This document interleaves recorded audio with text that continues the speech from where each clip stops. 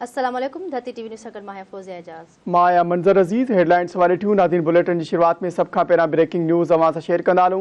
T20 world कप group 2 जी महादंगल में पाकिस्तान ऐं भारत आमू साम्हूं आहिनि। पाकिस्तान जी भारत खिलाफ बैटिंग जारी आहे। क़ौमी टीम जा रांदीगर कामयाबी लाइ पुरअज़्म आहिनि। ख़बर के हवाले से अवां खे आगाह कंदा हलूं तो क़ौमी टीम के कप्तान बाबर आज़म चयो आहे त असां बि टॉस खटे फील्डिंग जो फ़ैसिलो करियूं हा।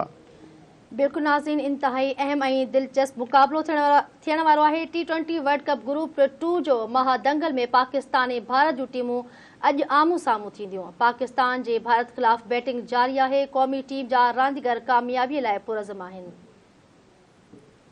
इंतहाई दिलचस्प मुक़ाबलो थियण वारो आहे। नाज़रीन, तव्हांखे ॿुधाईंदा हलूं, क़ौमी टीम जे कप्तान बाबर आज़म चयो त असां बि टॉस खटे फील्डिंग जो फ़ैसिलो करियूं हा।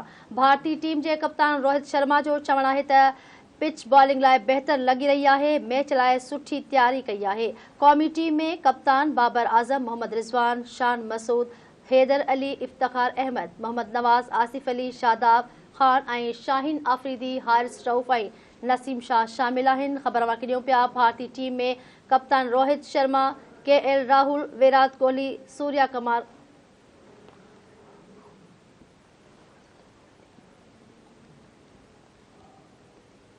नाज़रीन, पाकिस्तान के पहिरीं नुक़सान बाबर आज़म की सूरत में थियो आहे, जेको बाबर आज़म खातो खोलाइण बग़ैर पवेलियन मोटी वियो आहे। ख़बर के हवाले से अवां खे आगाह करे रहिया आहियूं।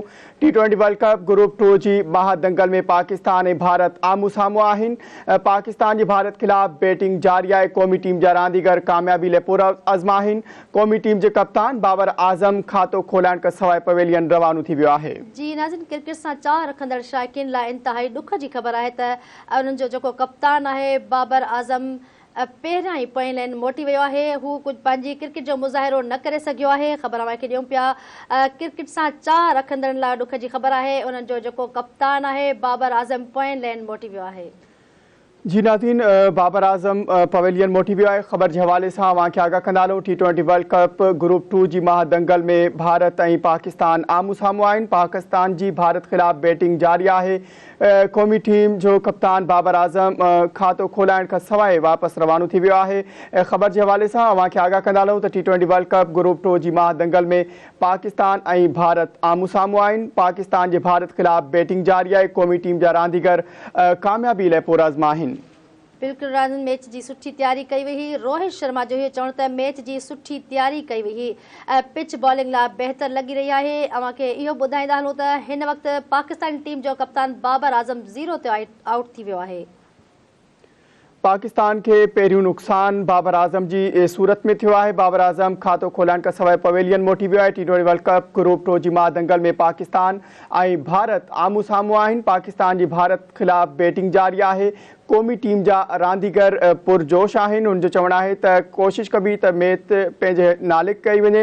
ख़बर के हवाले से नाज़रीन अवां खे आगाह करे आहियूं त T20 वर्ल्ड कप ग्रुप 2 जी महादंगल में पाकिस्तान ऐं भारत आमू साम्हूं आहिनि।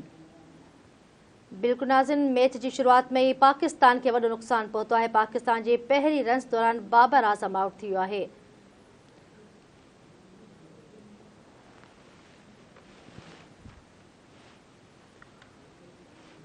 ख़बर के हवाले से नाज़रीन अवां खे आगाह करे आहियूं। या ब्रेकिंग न्यूज़ अवां सां हिकु ॿीहर शेयर कंदा हलूं। पाकिस्तान के पहिरियों नुक़सान कप्तान बाबर आज़म खातो खोलाइण खां सवाइ आउट थी वियो आहे।